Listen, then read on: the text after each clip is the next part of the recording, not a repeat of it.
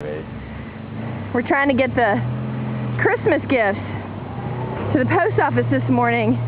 What happened? Well, Was somebody hamming it up in front of... I was hamming it up because Fox was here, and then I really got my car stuck. Right in the only exit to the house? Yeah, the only exit. And while I have all-wheel drive, it's not as good as the four-wheel drive.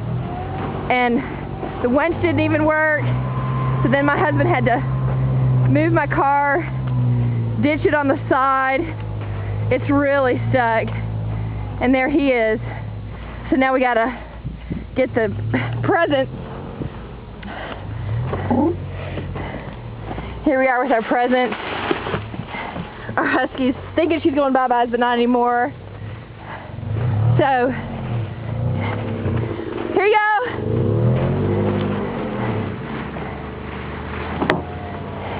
Here, baby.